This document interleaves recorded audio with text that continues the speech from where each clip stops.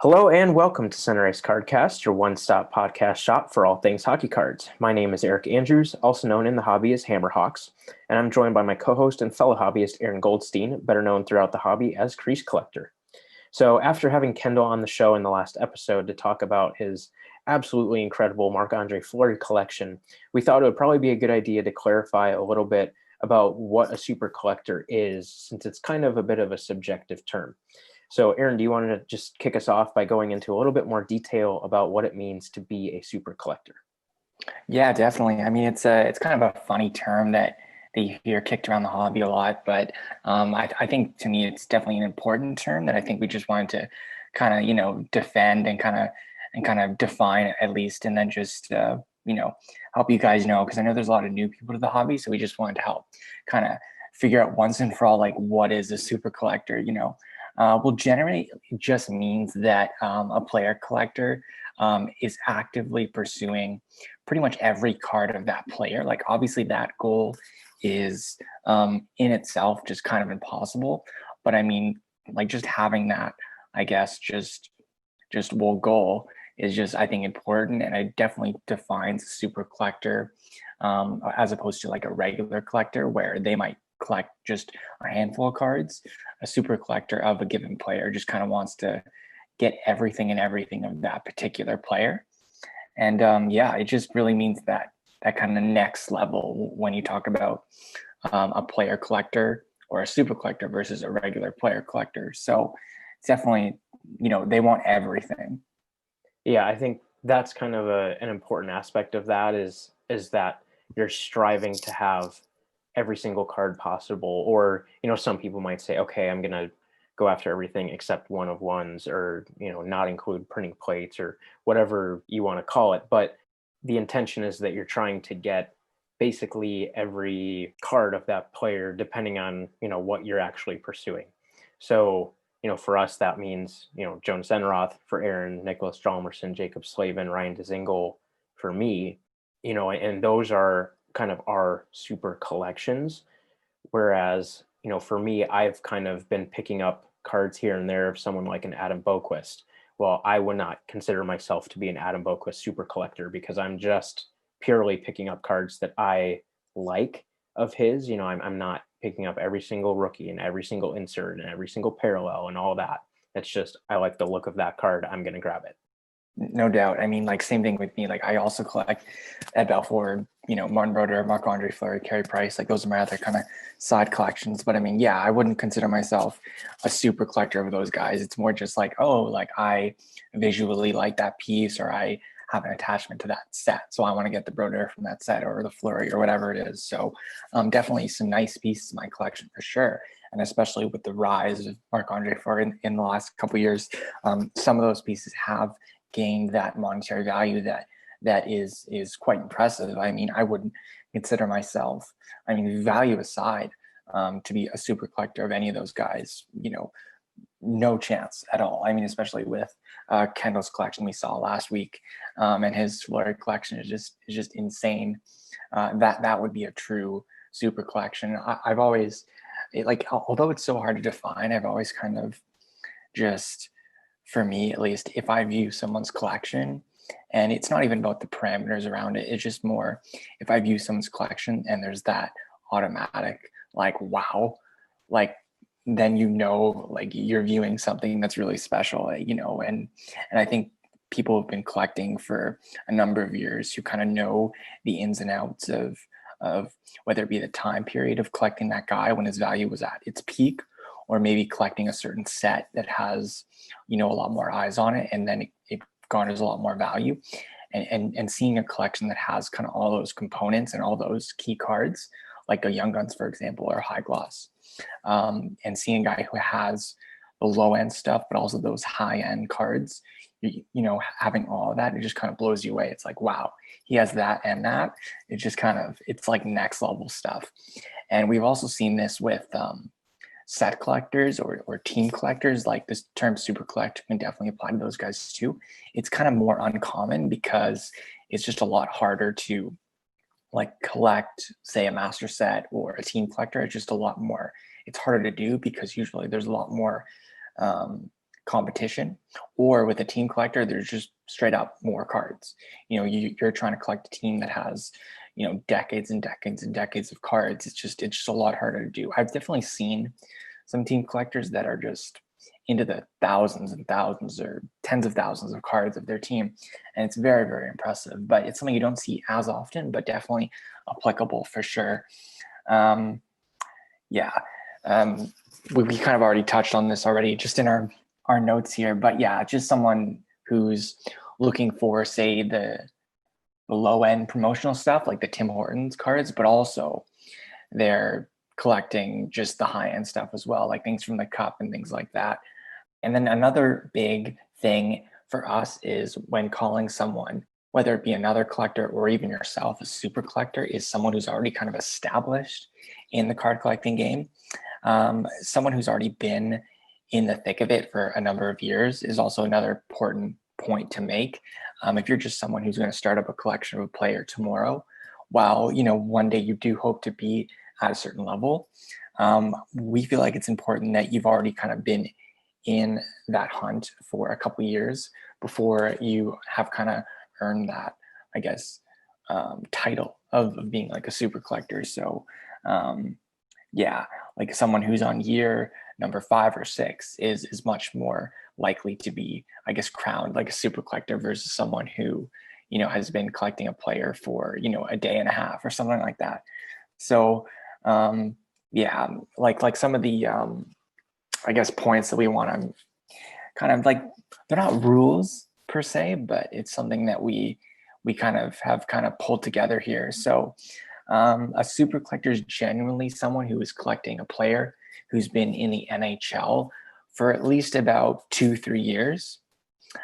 This way, they've already had the chance to be, included in the NHLPA, obviously, but also have gone through that rookie year of cards and have hopefully acquired more and more cards throughout these 2 or 3 years.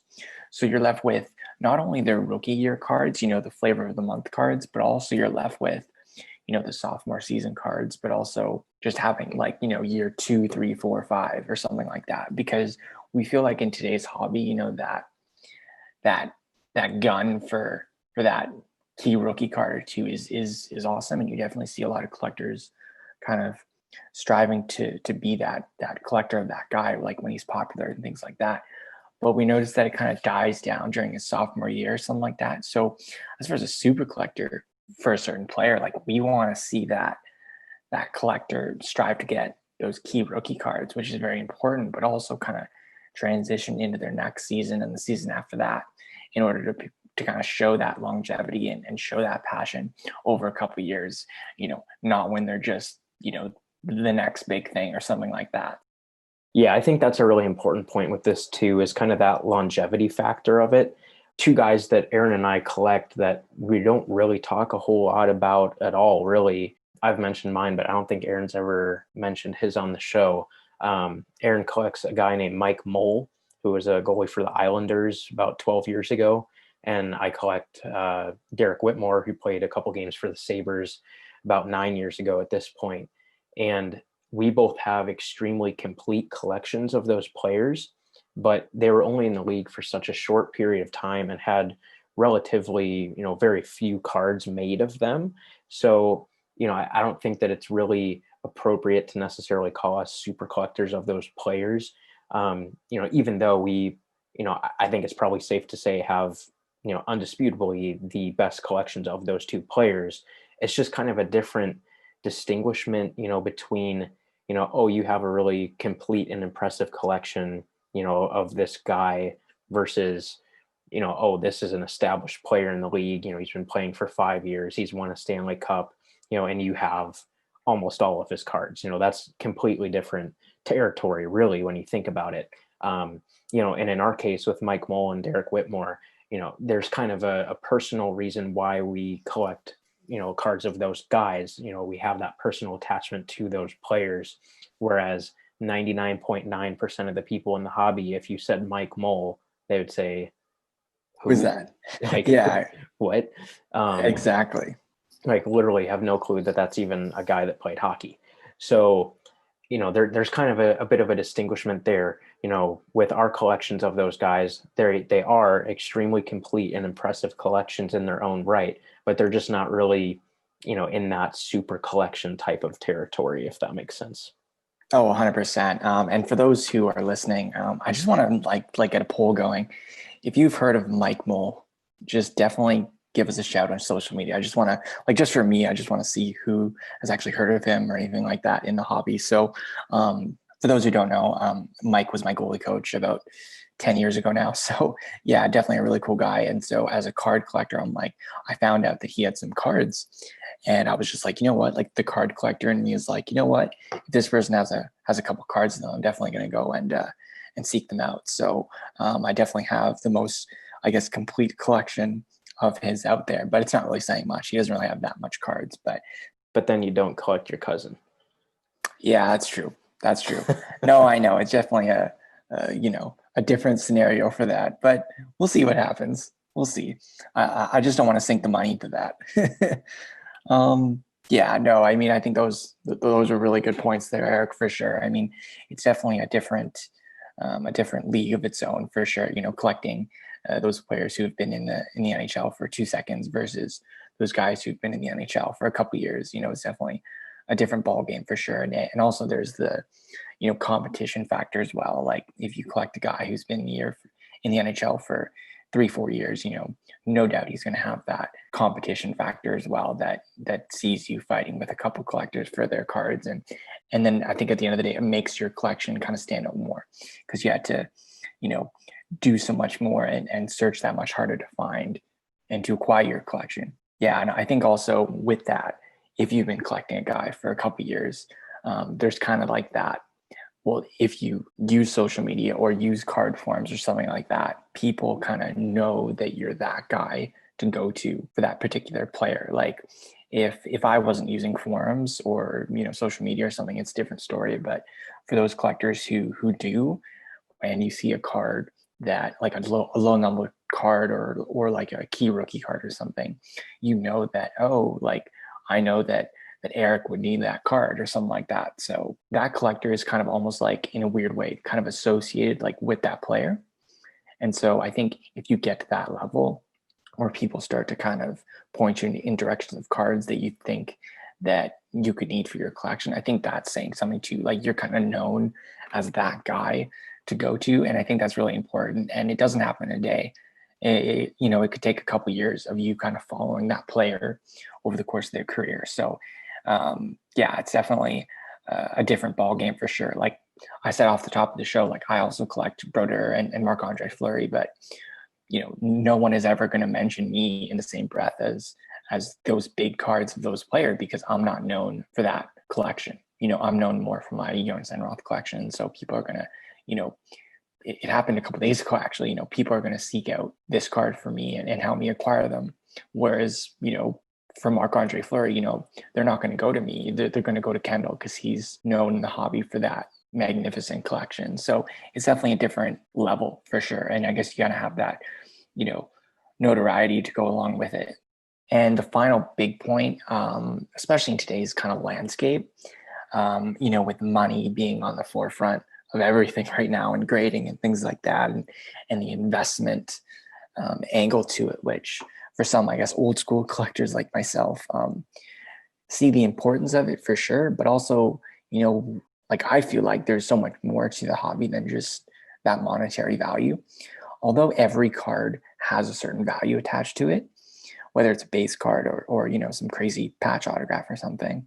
As far as super collecting goes, you collect a certain player because you really, enjoy doing that and you have a certain attachment to that player, like whether it be you've met them once or you like the way they play or something like that, and that's the main reason why you collect them or something like that.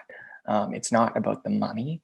Like obviously a collection built up after a couple of years is going to have some sort of probably, lesser value than when you first started, but still it's going to have that value to it.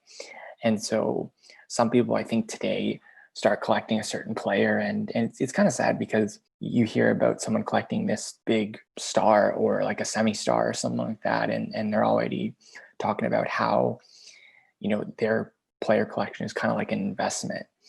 And I'm like, to me, like I was thinking about this yesterday and I was like, it's kind of sad when you collect a certain player and you're kind of worried about, oh, in 3 years I can sell this collection or something like that and then have nothing left.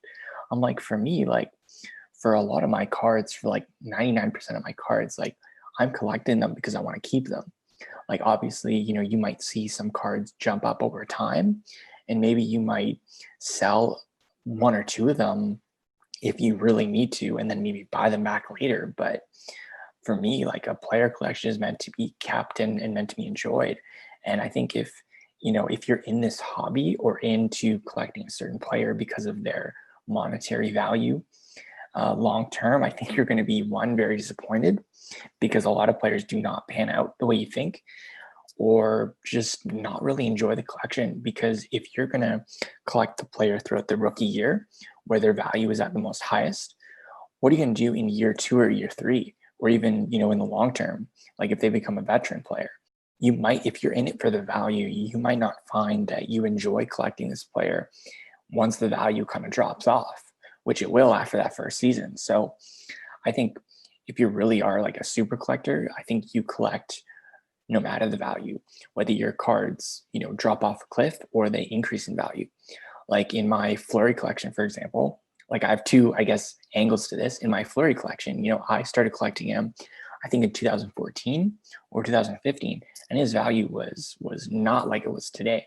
And it's something I always wanted to do. I've always loved collecting goalies, and as far as Flurry goes, I should have started collecting them sooner, but the value was just too high. And so I kind of bought in when the value was very low.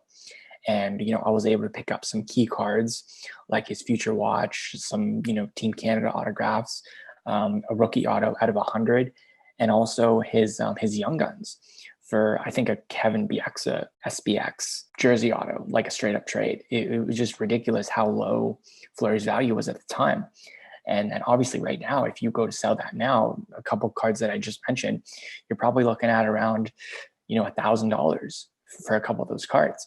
Like, but I would never dream about selling those cards because I collected that player and those key cards because I just wanted to, because, those cards, whether it be the design I really enjoyed or just Fleury and having a couple of his key rookie cards is something I really enjoy.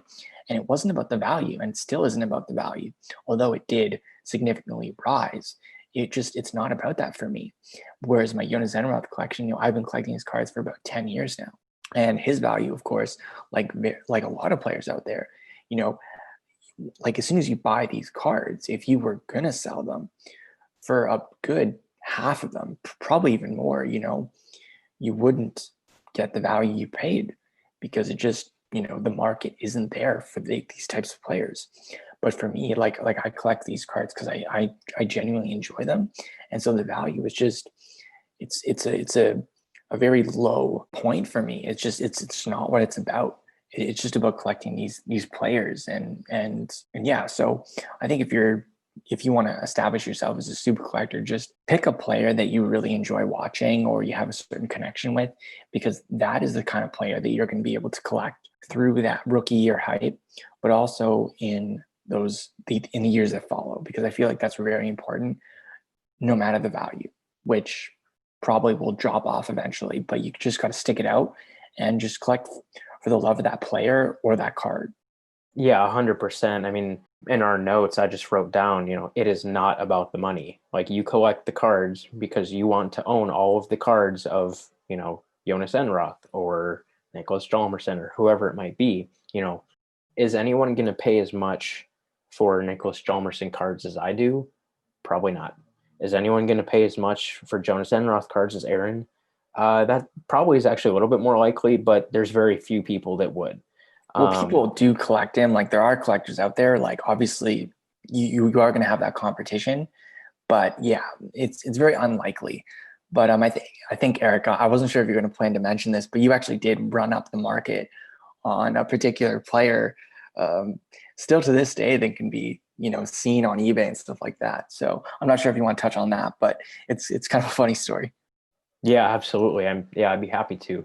Um, so going back to Derek Whitmore, when he first got NHL cards back in 2011, 2012, he had two rookie cards. The first one being a Pinnacle rookie card from Panini, and the second being an Ultimate Collection rookie from Upper Deck.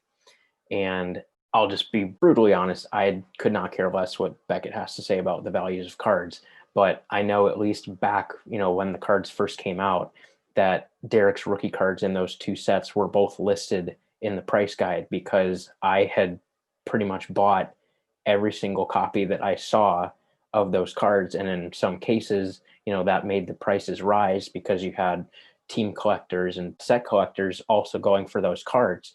So because of that, and then just adding in the fact it's a new product, the value of those cards kind of ended up rising a little bit, to the point where even to this day, like you mentioned, Aaron, people list an Ultimate Collection rookie card of him on eBay and be wanting $10.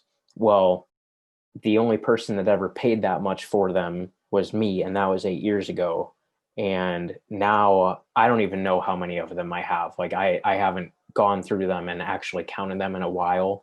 But if I had to guess, and the Ultimate Collection rookie is out of 399. So I mean, there's a lot of them, but it's not, super common to find necessarily, in comparison to a Young Gun or something. But or even Derek's Pinnacle rookie, I'm sure there are a lot more than 399 of those. But just for the Ultimate Collection rookie of him, I probably have, I don't know, 60, 70 copies of that card, maybe more. So just because of that, and, they're constantly being that demand for the card, kind of, it almost in a way kind of artificially drove up the value to the point where still to this day, no matter where you're seeing them, people might be asking more money for those cards, just because of the precedent that I kind of set of, oh, this is a desirable card. Well, sorry to break your heart if you have those cards. They're not worth that much money. I'm the only one that wants them. So if you have them, let me know. I'll give you like $1 for it or something at this point. But yeah, it's just kind of funny that still to this day, people are kind of asking for way more than the card is really worth, just because I sent kind of a precedent, close to 10 years ago.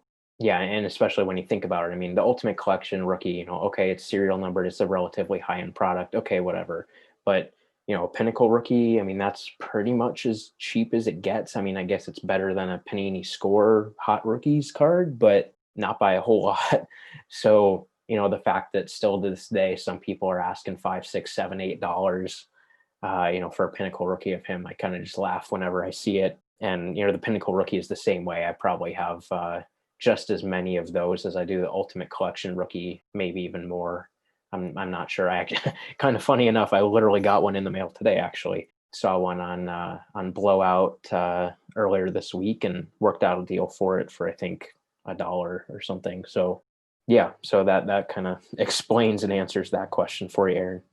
Yeah, it's cool to see when people do that. They kind of hoard a certain number of their players' cards, and they do kind of artificially drive that value. So, like with such a small market for Whitmore, like both being the amount of collectors that are out there, I'm sure it's just like maybe one or two, if that, and just being the small number of cards he has in total, like just you can see that market change so quickly.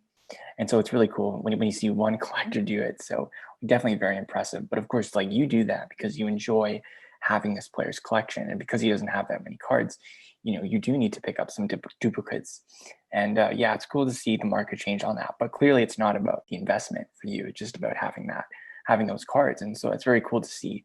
And definitely, for those players who do play a couple more years or go through the highs and lows of their career or trades, if you're a collector who sticks with it through the good times and the bad, it's definitely, if you formulate a good, well-rounded collection throughout all that, yeah, I think you're deemed to be crowned like a super collector, like at least in our minds. So that kind of just does it for our kind of super collector topic. It was one that I wanted to cover for a couple weeks now. So I'm glad we finally took the time to kind of dissect that for you guys.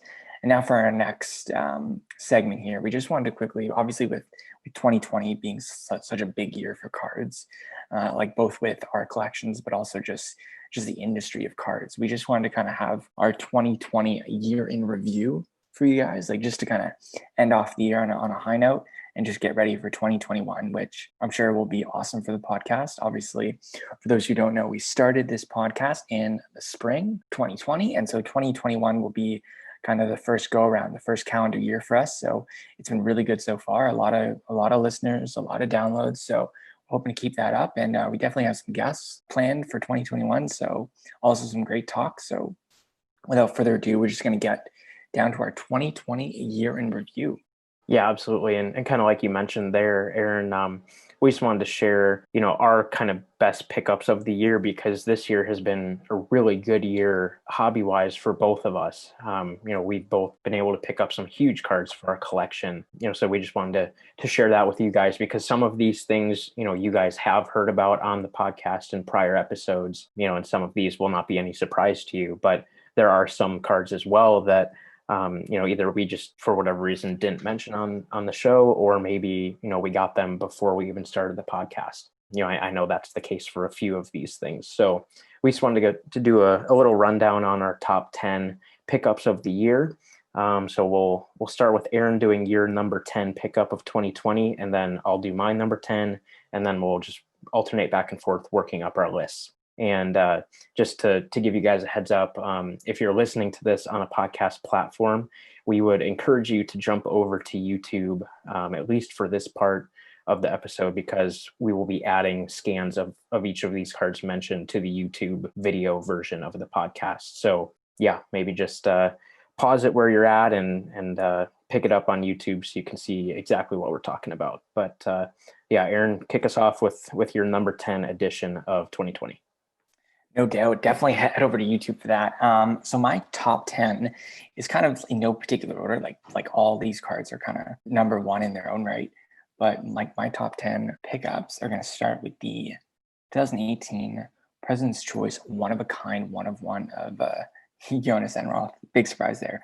But with the one of a kind set that Dr. Price kind of came out with, like as soon as he came out with President's Choice, it was a card that it took a while for me to acquire it, but it was one that just was one of the cards that I really wanted to get as soon as he came out with that set. It's a throwback to his time with in the game, and just any year you look at the one of a kind cards, they're quite fantastic. So I just wanted to put that in there for my top 10. It was actually the first card I picked up in 2020, so hopefully 2021 has some nice cards in store for me. But yeah, for me, that's just a beautiful card in every way. And part of his glove, his CCM Premier glove, when he was with the LA Kings in their throwback night.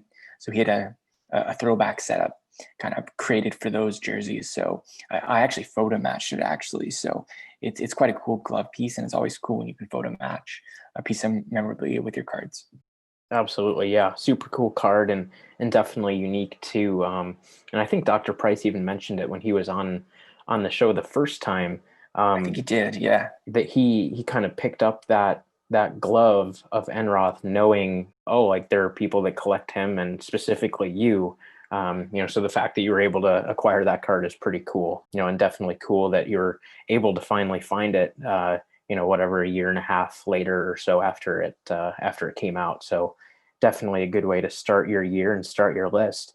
My number 10 is unfortunately a card that I don't actually own anymore. I wouldn't say I necessarily picked it up purely with the intention of either keeping it or trading it, but it kind of just worked out that I ended up moving it, later on this year. And that's a Connor McDavid 2015-16 Upper Deck Black Signature Rookies Auto, numbered out of 49. And kind of a cool little backstory with that. I can't remember if I have told this story on the podcast or not, because it was prior to us starting the podcast. But probably almost exactly a year ago, actually, in December of 2019, Dominic Kubalik was pretty much a no-name guy that no one had really ever heard of outside of Blackhawks fans and Blackhawks collectors. And I really liked, Kubalik as a player, and thought that, he could really become something special. And, obviously at this point, we know that he went on to score 30 goals in a shortened season as a rookie in the NHL, which is extremely impressive. But anyway, he was included in 2019-20 Upper Deck Series 1 and, had a young gun and all the parallels and everything. And I was, whatever you want to call it, lucky enough, smart enough, not really smart enough because I intended on keeping the card, but I picked up a copy of his Young Gun High Gloss numbered out of 10 just about a year ago. And I believe I got it for about 75 US, something like that, which at the time was extremely fair value. I mean, he was just kind of a, maybe not a common, so to speak, but I mean, he was definitely more toward the common end of the spectrum than, being a notable player like a Jack Hughes or Quinn Hughes in Series 1. So the demand for his stuff just really wasn't there. I mean, you could have his basic Young Gun for $1 or $2, no problem. But I got the Young Gun High Gloss and, had it in my collection. And then he just caught fire when the calendar flipped to 2020. And, to the point where you could almost count on him scoring in every single game for a stretch of like 10 games or so. I mean, he was just unbelievable. And it got to the point where I said, I don't know that I can really afford to keep this thing in my collection. So I, pretty aggressively started shopping it and got a ton of interest in it pretty much overnight.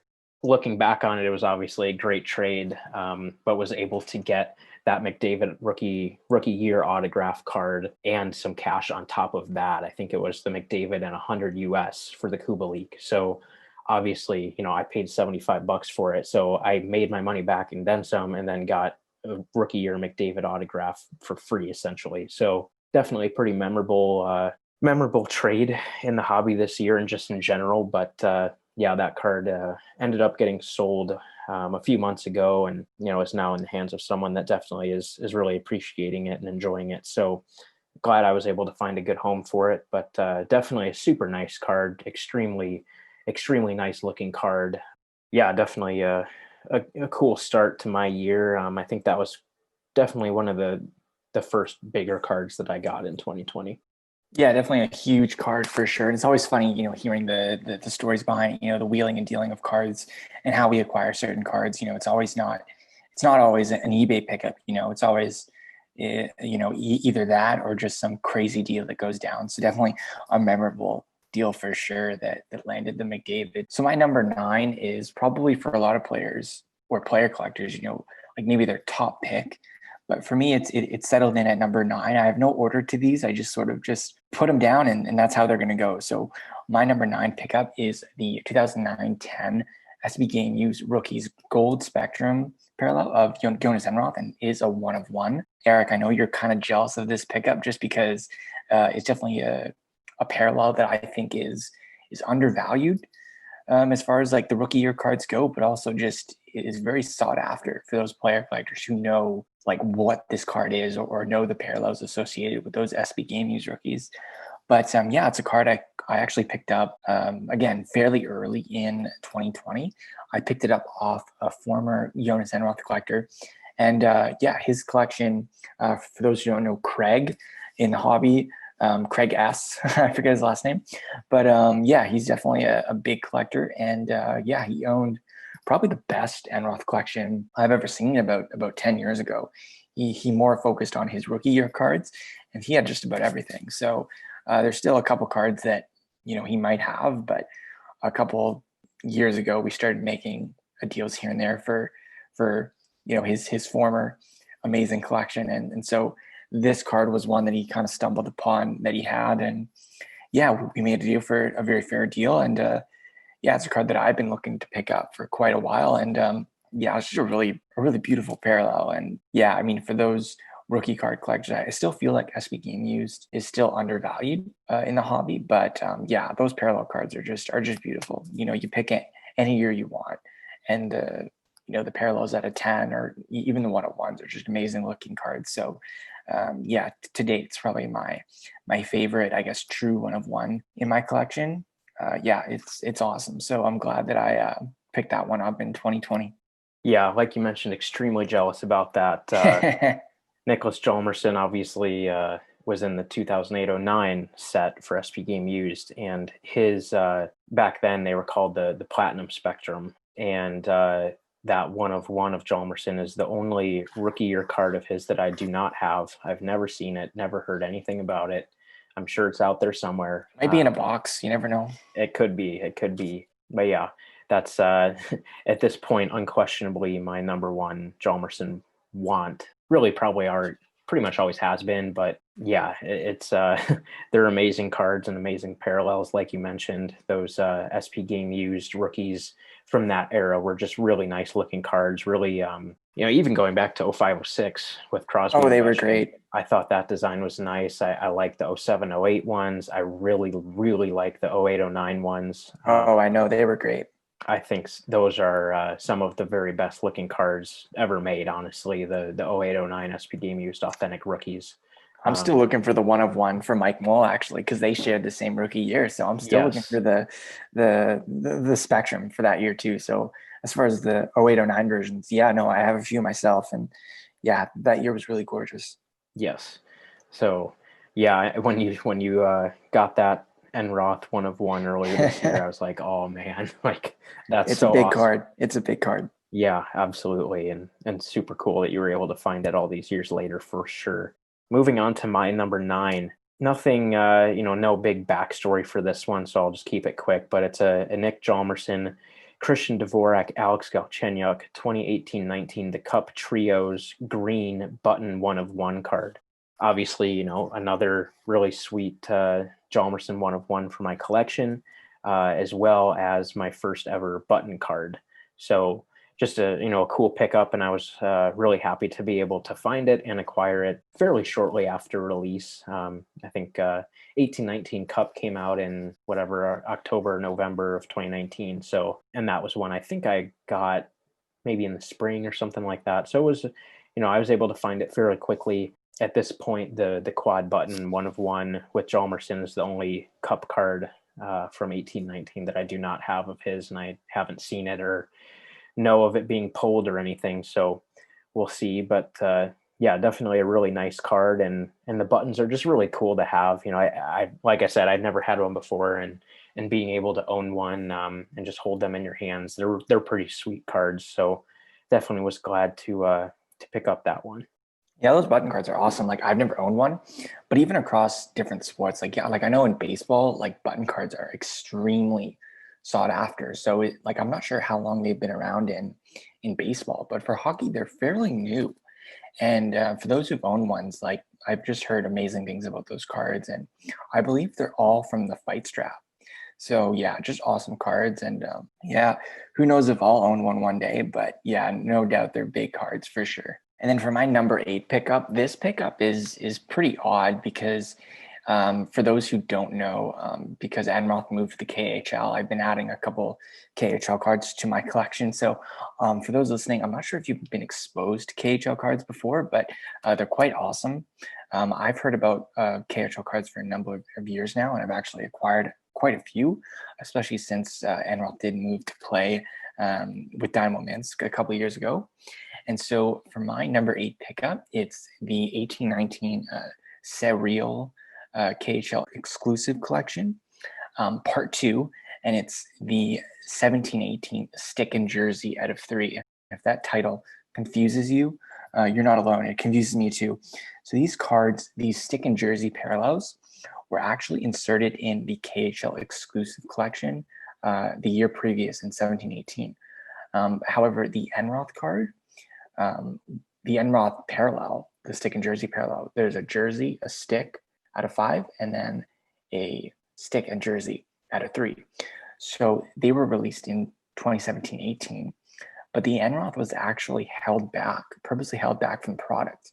And I wasn't aware of that at the time because I noticed he wasn't on the checklist, which was really confusing, being in the stick and the jersey set. And so the stick and jersey card was just kind of held back, and that was really weird. But they were actually planning a part 2 of the product that was released the following year in 18-19. And that's where this card popped up. So they were, again, held back purposely just as an added chase card to help the product sell. Because I'm not sure if they were planning, because this was a new collection for them at the time. They've never done a collection like this. So for those KHL card manufacturers, they thought that holding back this card would help garner enough interest. And for Dynamo Mints collectors over there, they're one of the most competitive collectors you'll ever find. You know, they sell out very fast in group breaks. They command the highest value. So holding back this card was definitely going to increase the amount of boxes that breakers would buy off the manufacturer, because they knew that Dynamo Mints collectors would sell out breaks really fast and wheel and deal for these chase cards. So to get the Enroth all these years later, you know, after the initial set dropped was awesome. Originally, two of them were long gone after group breaks, but yeah, a collector from Belarus actually found one, and yeah, they offered it up to me, and yeah, so I'm definitely proud to own this card for sure. So being out of three, it's pretty much a one of one at this point, just because those cards have such a big level of not only set collectors, but again, just team collectors and goalie collectors over there. So yeah, just had to fight off a couple collectors for that, but definitely a really cool card. And actually ended up being the final piece of the puzzle to finally complete that rainbow. So yeah, very cool card. And just one that, like, I didn't plan on it being this hard to acquire, but again, just being a card that was held back was very interesting. And yeah, definitely a new set of challenges that I'm glad that I overcame. Yeah, definitely a cool story with that one. You don't really hear that too often, you know, a card just No, you don't. purposely being held back by the manufacturer. But yeah, definitely an interesting story to go along with that one. On to my number 8. I kind of cheated a little bit here. It's actually 2 cards. It's the same card, just of you know, one of each of the guys that I collect. So for number 8, I have the 2018-19 The Cup Upper Deck printing plate booklets, which of course are one of ones Booklets. of Nick Jalmerson and Jacob Slavin.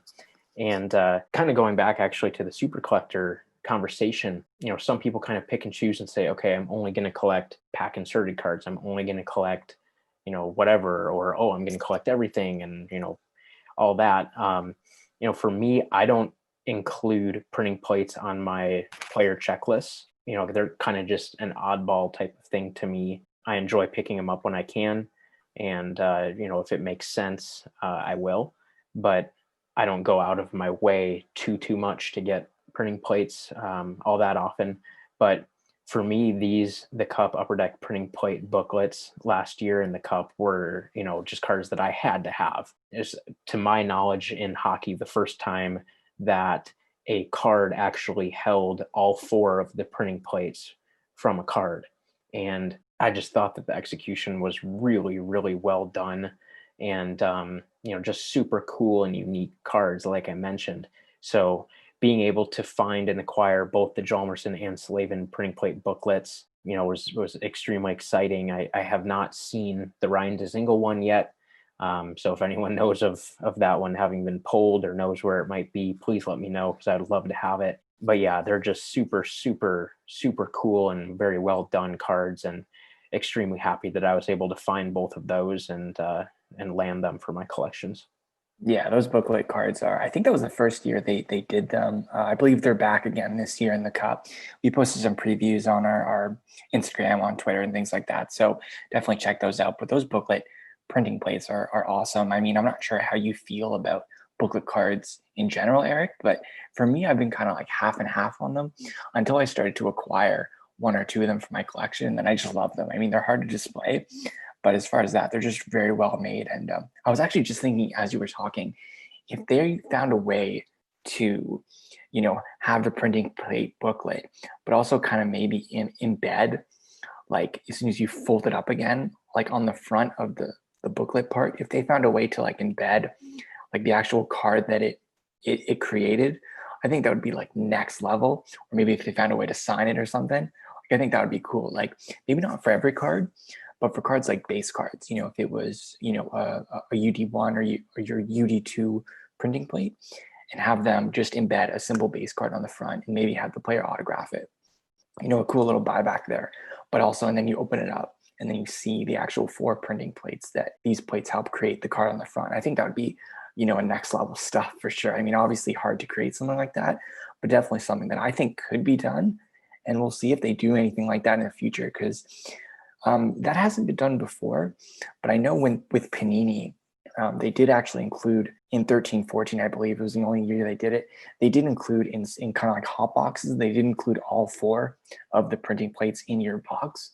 So, I mean, it's definitely not a booklet level, but it's definitely something where, yeah, it's been done where you've seen all four of the printing plates that the manufacturer used included in one shot like that. But to see it all come together in a booklet, especially one from the cup, because the cup is always done, their printing plates far and above, any other set. So, embedded the plate with cardboard, things like that to make it look fantastic. And those booklets are just truly one of a kind. So I'm so glad they're back again this year, and I'm hoping you grab some for sure. Yeah, absolutely. That's definitely an interesting idea. Billy, there you go for 2021, the I cup. know Upper There's Deck your does idea. listen.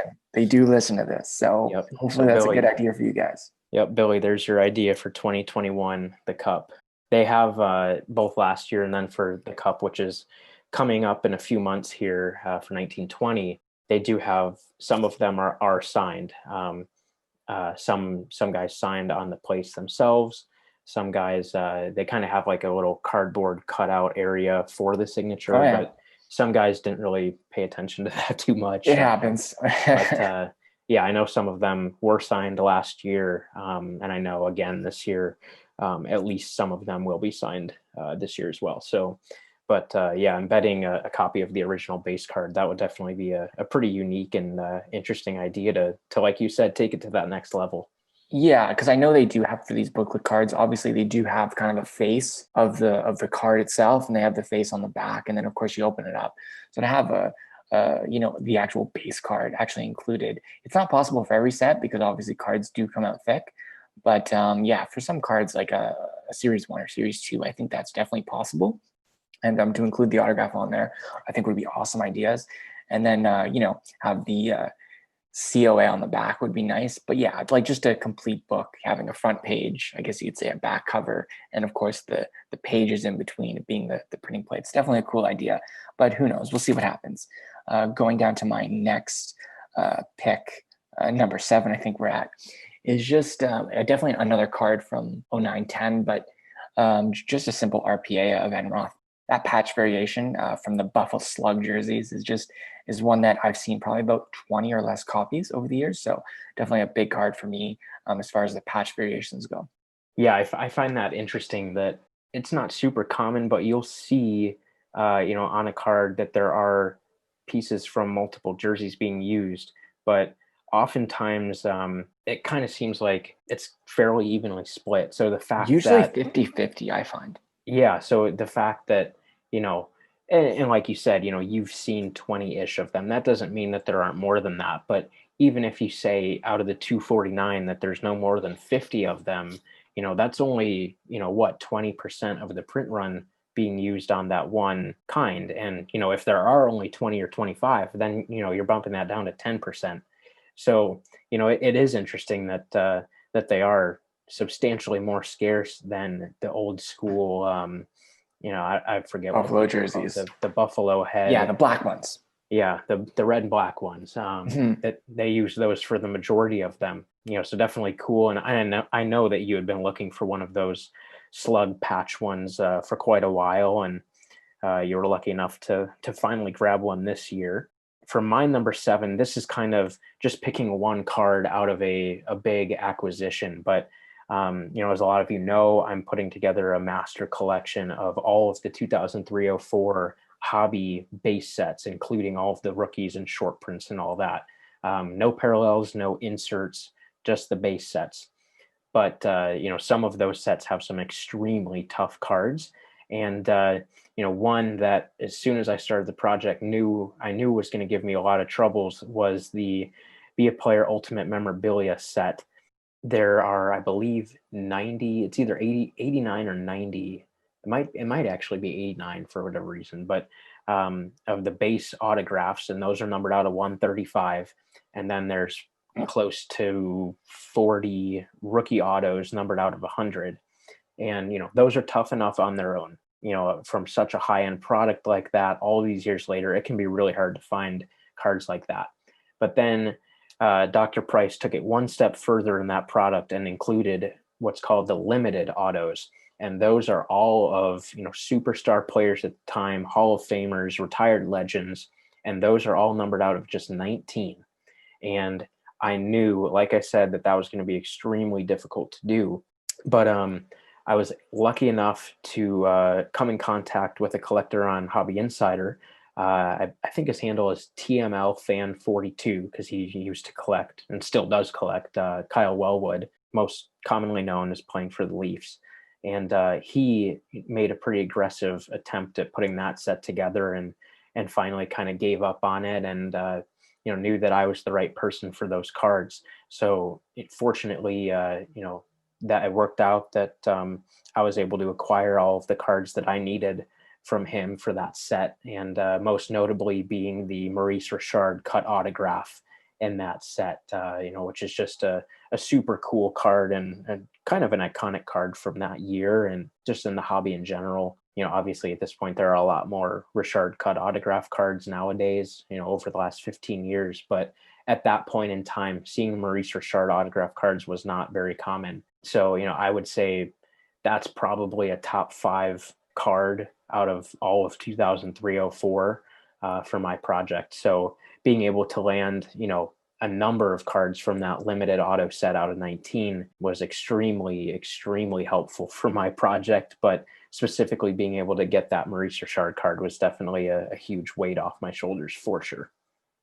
Yeah, I know how hard you've been going after that master set, and that roadblock for that particular autograph set is just a massive one. So to see you acquire that card along with many others for your master set collection is beyond stunning. So I know we were in close communication on that deal. So to see you acquire that card is especially again for that time period with the Richard cut autographs, it's something special. So it's something special in your master set, Chase, but also just in the hobby. It's just definitely a rare card for sure.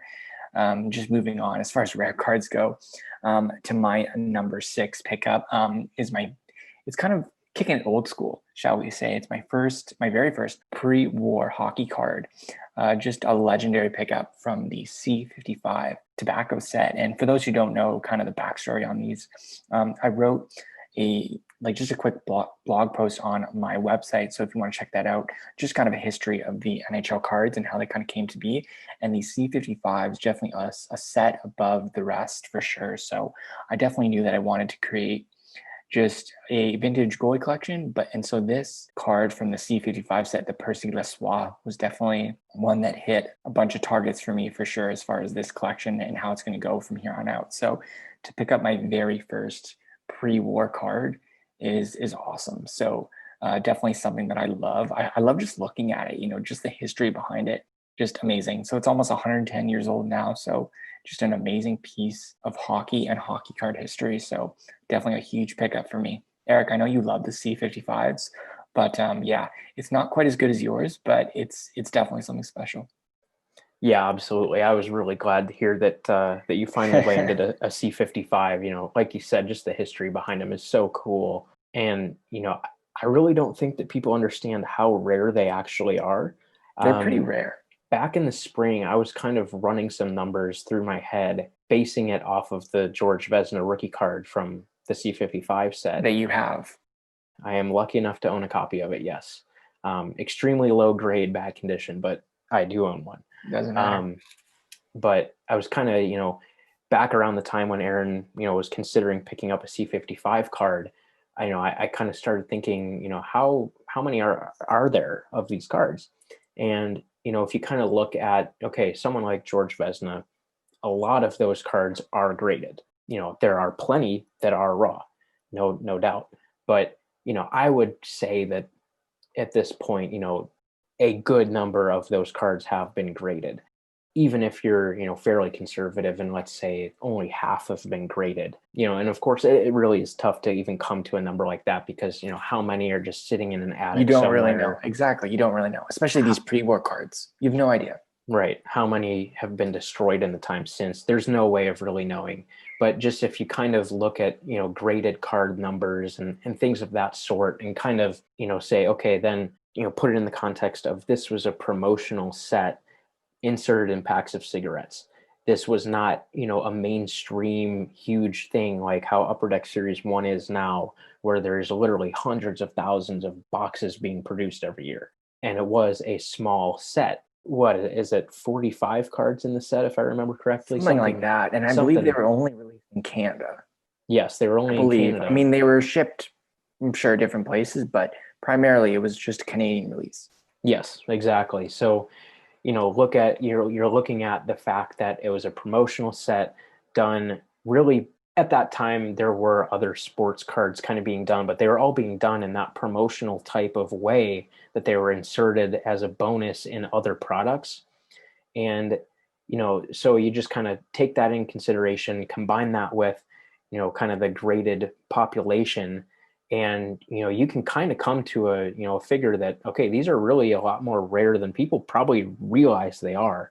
And I am by no means claiming that this is a hard, set in stone print run, but just kind of thinking through things and looking at those graded, populations and things of that sort.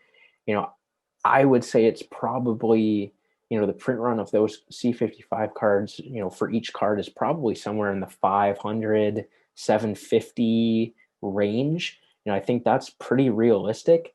If you want to be more liberal with that number, maybe you say upwards of 1,000, maybe a little bit more. But, this is not, a Connor McDavid Young Gun where there are tens upon tens upon tens of thousands, if not 100,000 copies that have been made. Yeah, so I mean, the fact that, you have a over 100-year-old card of a Hall of Fame goalie that, really is pretty scarce, and, that card that you own is in better shape than mine, it's a pretty big time pickup. And like you said, just being able to look at it, and just examine a card from that long ago, it's just such an interesting thing to be able to do. So I'm really glad that you were able to pick up a card from back then, and I know that you really enjoy having that card. Oh, 100%. So then flipping back to more current times, which it'll be for the rest of the time. But for my number 6, you guys have heard about it, you've seen it, you're familiar with the backstory and everything. So I won't say a whole lot. But for number 6 for me is my Hjalmarsson 2013-14 Dominion Engravatures numbered out of 15.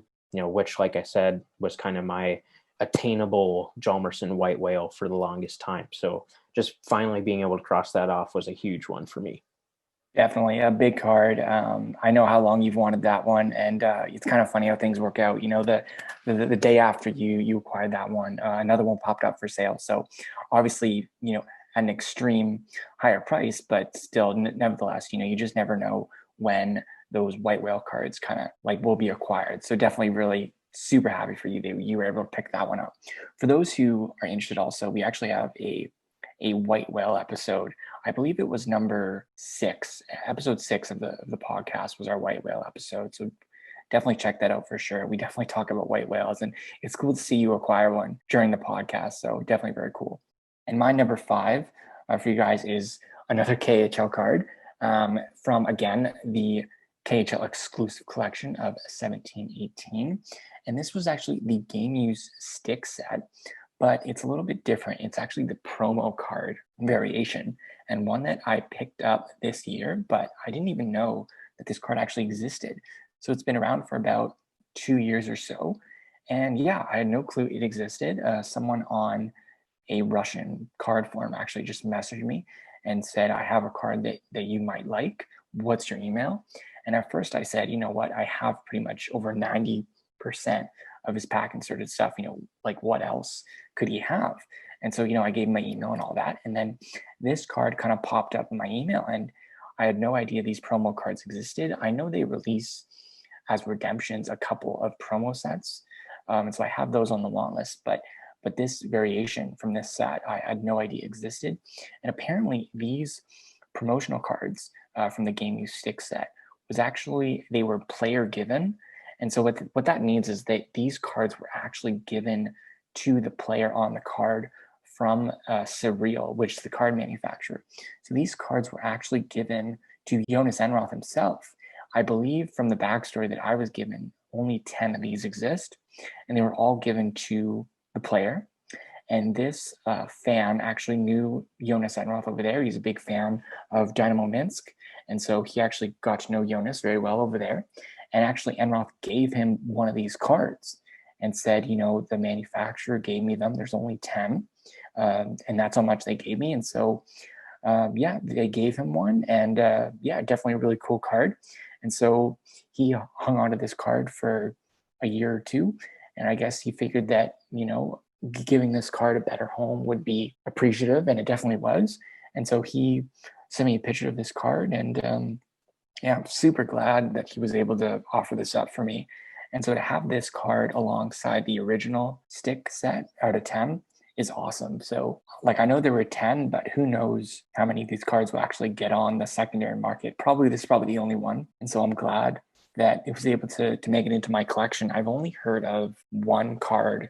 It was back in 2003 or 2004, and it was an old in the game set. I believe it was an autograph set. And that's the first time I had heard that there are some copies of cards that we don't know about, whether it be a variation, a promo version, or a certain parallel that are not released and they're actually given to the player or the families of the players in certain cases. So that was the first time I actually heard about these player given type cards, parallels, if you will.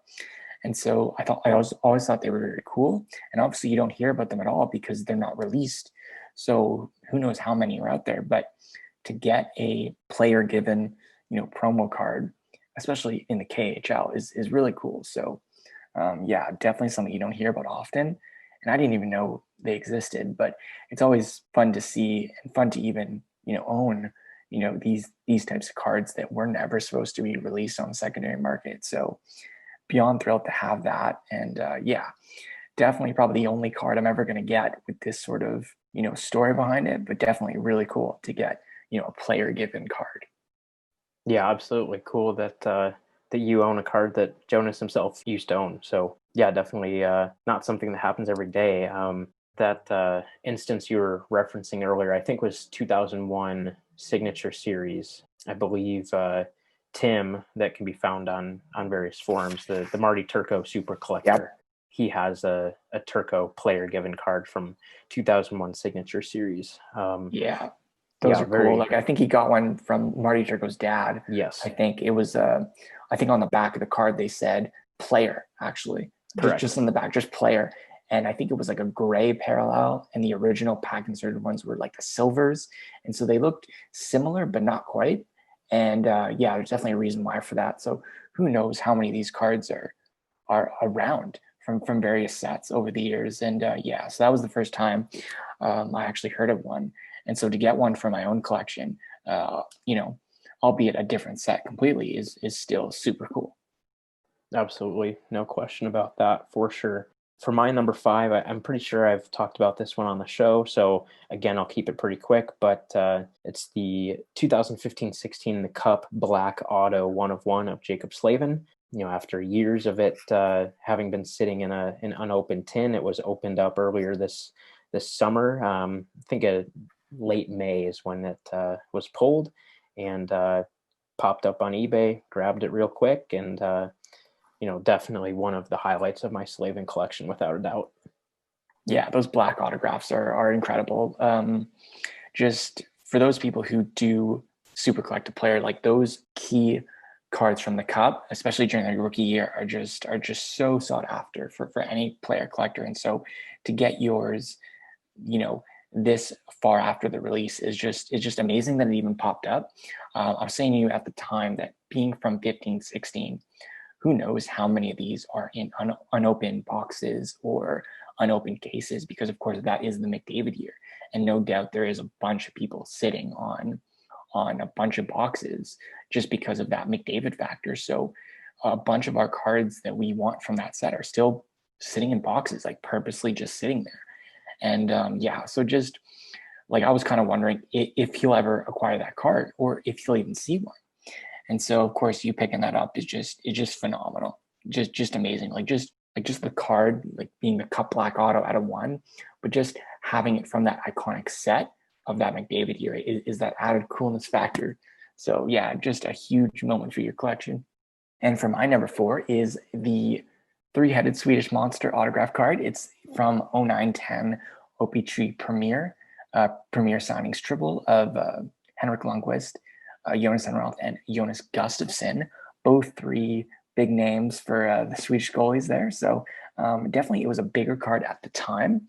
Of course, all three of these guys definitely had some big hobby significance back 10 years ago. And unfortunately, only Lundqvist is left with the having that big impact on the hobby. Obviously, with Lundqvist's heart condition, who knows if we'll see him play again? But hopefully, he will. And Jonas Enroth is still playing in Sweden right now. I actually just finished watching an Orbro game of his, and Jonas Gustafsson actually retired from hockey this year. So definitely a big card that kind of reminds me of 10 years ago and what the hobby was like. And of course, Jonas Gustafsson being on the Leafs, and he was such a huge impact just on our team and just in the hobby at that time, and just people paying insane amounts for his cards at the time. So I'm pretty sure all these five parallels are deep in collections right now. And so I got this from a Henrik Lundqvist collector out of Japan, actually. So I've been following his collection for a couple of years now, and I always knew he had this card, but he always would never let it go. And so we finally made a deal for it all these years later. So definitely a card that for me is a big one for my Enroth collection, obviously, but one that just signifies a different time period in the hobby, and one that I am very fond of. So I'm very glad to have this card. Absolutely. And an OPG Premier was just such a stunning, it was amazing, gorgeous product. I hope they bring that back. I don't think they will, because obviously OPG Platinum fills that hole with being big beautiful cards. But who knows? I mean, maybe we see a spinoff of some OPG Premier inserts. Who knows? But it's definitely a gorgeous set, and one that I'm very fond of. Yes, absolutely. They were just beautiful cards, and whenever I see one, it's like, oh man, like that was just I want that card. such an awesome product. So yeah, definitely glad that you were able to track that one down after all these years. For number 4 for me, another one that you guys are familiar kind of with the story a little bit. I mentioned the McDavid black signature rookie auto earlier, and after kind of thinking about it, I said, this is a really nice card, but if I'm going to have a McDavid rookie year auto, I'd rather have this one instead. And I was able to work out a kind of a bit of a 3-way or even kind of a 4-way deal, actually, to get this card into my collection. That being a 2015-16 Upper Deck Ice Premier's autograph, numbered out of 125 of Connor McDavid. And won't really say much more about it other than that. But it's a big card. It's a big card, and very glad that I was able to get one for my collection. And like I said, I would have been fine with with keeping the black signature rookie, but being able to get that rookie year auto, that I was definitely preferring. It was just great to really be able to lock that one down. Yeah, especially being from Ice too. Like, those cards are just incredible cards. So yeah, super glad that you were able to kind of get that card. And just, yeah, it's stunning. I mean, it's a McDavid rookie auto. I mean, out of 125, I mean, incredible card. And moving on to my number 3, it's the last KHL card I'm going to mention on today's podcast. I'm sorry for those who don't appreciate that, but it is a new card that I just picked up about a week ago, maybe a bit after that. But yeah, it's a new card, actually. It's from the 1920 Surreal KHL Season Leaders set, and it's the holographic parallel 1/1. Even the name of that card is just amazing. It's actually named the holographic parallel. So it kind of brings me back to like kind of the 90s when, everyone collected Pokemon cards, and, you always wanted the holographic one. And so just seeing the name when the checklist came out, that these parallels were actually named holographic parallel, were just awesome. And so I knew that I had to get this card for my collection. But obviously, with the intense competition over there, I just knew it was very unlikely. And seeing, 1/1s pass me by over there for many years now, just the collections that people own over there are just, as far as the KHL stuff, are a lot greater than mine. And so I knew it was very unlikely, but I was very lucky that someone pulled this, and they knew that I collected Jonas Enroth. And so we quickly made a deal for that one. And I have since created the full 6-card rainbow. And yeah, just an awesome card with an amazing shine. I actually shared a picture of the autograph variant out of 5 with the same holographic foil technology, and you could just see the card just pops. I mean, the scan doesn't really do it justice. It kind of looks flat, but as soon as you see this thing in person, it just pops, and just an amazing looking card. And with Enroth moving to the Swedish Hockey League, this is probably his last KHL release, as far as I know. And so, yeah, it's a really nice send off as far as, the KHL cards in my collection. And that portion of his career is kind of, sent off in the right way with these amazing looking cards. And again, I'm just so glad that I was able to pick it up.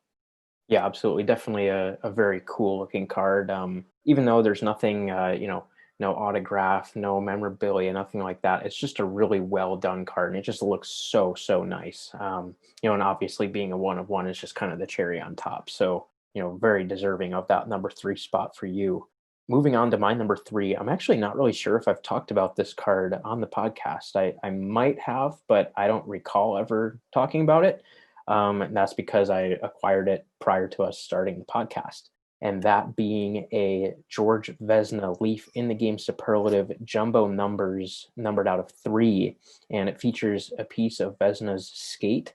And it actually has not 1, but 2 skate lace eyelet holes from his skate. So just an absolutely incredible piece of memorabilia.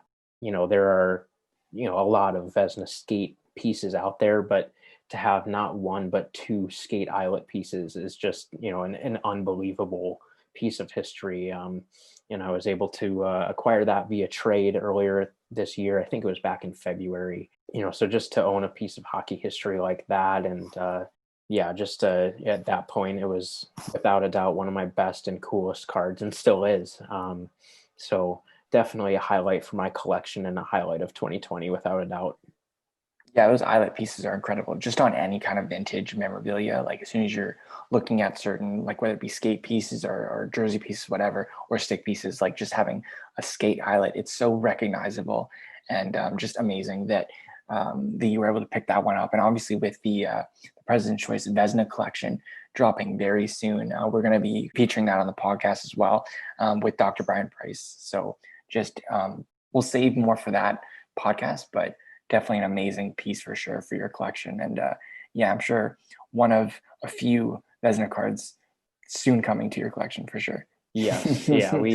We'll leave it at that. We'll leave it at that. But if you guys are watching on YouTube right now, in the scan, you can only see one of the eyelets. The other one is tucked under the right side of the window, unfortunately. But if you look at the window on an angle, you can very clearly see the second one. So yeah, just wanted to clarify that. If you guys are like, what are you talking about? There's only one.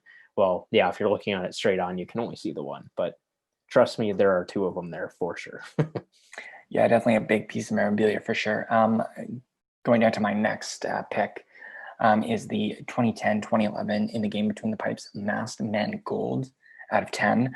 A big whale for me. It has been for a number of years. For those who did watch the episode 6 of our podcast, the White Whale episode, I went through the intense battle, shall we say, that I went through for this card.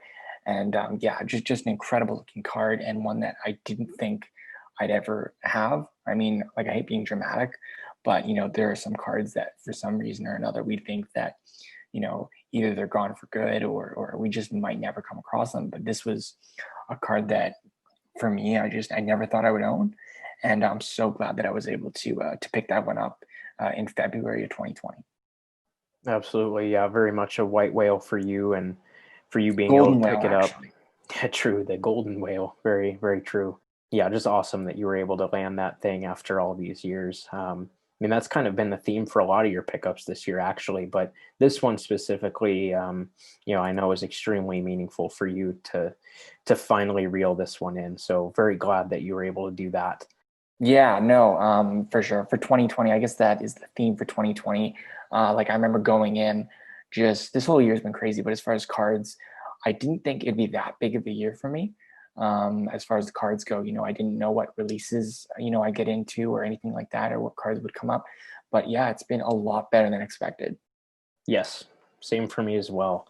Number two, again, I won't spend much time on this because you guys have seen it. I featured it in the last episode. So, you guys are extremely familiar with the story and everything.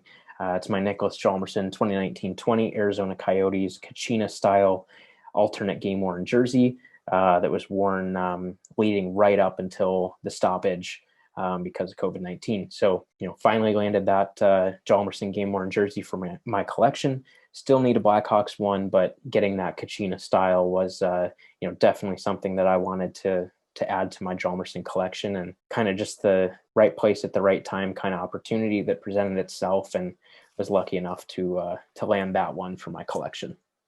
Yeah, that jersey, we talked about it earlier on the last episode, but like obviously it being a throwback jersey and just being just looking at it, it's just an amazing piece for any player collector. But just having that, like, it sounds funny to say, but that historical significance, like we might not look at it now, but in 10, 20 years, we will be old, but we're also going to remember how that this pandemic kind of changed the world. And so to have a jersey that was worn, right up until, the world kind of stopped and hockey stopped, it's an incredible piece, again, for someone's collection from a hockey standpoint, but also just from a historical standpoint as well. Like, just a one of a kind jersey. And yeah, just like, I kind of had a feeling you'd pick that up as soon as I knew that they were kind of selling them off. But yeah, just an incredible piece, from top to bottom for sure. Absolutely. Yeah, very glad that it would have been nice to have a Kachina from any year, that he played with the Coyotes. But, while it's not the playoff bubble one, it is Still, nice that it has that historical component to it, like you said. So definitely a cool piece for me for sure. Speaking of game worn jerseys, Aaron, why yes. don't you reveal your number one, we'll say number one mail day of 2020? Yeah, I kind of dubbed it the best mail day ever, for those who kind of know what's coming. I did pick up pieces that I never thought I would ever acquire. And when I say I never thought I would ever acquire them, I literally never thought I would acquire them, because I received this mail day just completely out of the blue. Had no idea it was coming. It was actually a random act of kindness. Someone named Blake from Minnesota just gifted me a Jonas Enroth LA Kings game worn jersey, and along with a Reebok Premier 4 blocker, also worn by Enroth. So just big, not quite historical as your game worn pieces, but definitely some key pieces in his career. The jersey was worn in his 6th NHL shutout with the LA Kings, and I do have the stick that was used in his 7th and final NHL shutout. And the blocker was used in his 3rd career shutout, along with in the IIHF World Championship tournament that year in 2013. And that helped, the Swedish team win gold that year and break that 27-year-old curse. So definitely big pieces, just in terms of my collection, obviously, but just in terms of the game of hockey. Just obviously a great international moment for the Swedish national team. So just to get a piece of that was quite awesome. And yeah, again, a random act of kindness. I did not expect this at all. Just someone picked these up and bought them and just sent them my way for free. So just an incredible, just random act of kindness. And it's a mail day that I'll never forget, for as long as I live, for sure. So just incredible. Just you can check that one out on episode 8. Actually, I do kind of go through that whole mail day piece by piece. So episode 8, if you want to check that one out. Yeah, without a question, that's just such an amazing gesture by Blake. Not much more you can say about that, really. It's just other than wow. Like, I mean, that's just so generous of him to do that. And obviously 2 huge pieces for your collection. Obviously, any act of kindness like that, where someone's just giving you something, is amazing and extremely thoughtful and generous of them. But for it to be 2 pieces of, that, substance is just unbelievable. So very, very fitting that that's, your number one spot for 2020. And for my number one, if you guys don't know what's coming, my guess is this is either the first episode of the podcast you're listening to, or maybe the second or third, because if you've been around longer than that, you know what's coming. And at this point in time, when I got the card, I would say that, I said that it was the greatest card I'll ever own. I guess that could change in the future. We'll see. But, without a doubt, it's in my mind one of the greatest cards probably ever made, and certainly will always have a special place in my heart, if it's not always the best card in my collection. But that being a George Vezina made to order triple memorabilia card based on the 2003-04 in the game used signature series triple memorabilia design. And this card was made for me specially by Dr. Price back in October. Obviously it's very unique that it has pieces of his pad, his skate, and his stick. In that episode, when I talked about it with Dr. Price, I said that it was one of only 2 Vezina cards that feature pieces of all 3 of those memorabilia, but it's actually the third. There are 2 others. So, but still, one of only 3 Vezina triple memorabilia cards. It's a pretty special piece of cardboard without a doubt, and I'm very lucky to be able to own something like that. Yeah, we covered all of that. I hate posting about other episode, but we covered all that and more on episode 19. We kind of went through the building of that card, and we actually interviewed Dr. Price himself. So definitely check that out for sure. Yeah, that card is unbelievable in so many ways. Like, just to get a throwback to that set, that earlier in the game set, one that you actually completed and just to get a kind of a final addition to that set for your collection built by Dr. Price himself, and just the hiccups along the way and things like that. And just to get one of 3 triple memorabilia cards of George Vezina, like, I think you might actually end up collecting George Vezina, after your hobby career is done, because like, you have the rookie card. Like, I'm not going to spoil like the next few episodes, but some great pieces probably incoming. And this triple memorabilia built by Dr. Price himself is just an incredible piece from top to bottom. And I can't even find the words to describe that card. It's probably one of the best cards I've ever seen.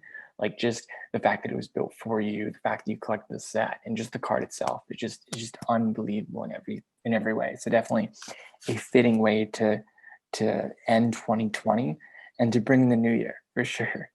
Yeah, absolutely. One thing you mentioned to me recently is, how many people can kind of say that they resurrected a set almost, all those years later. Oh, that's right. That's right.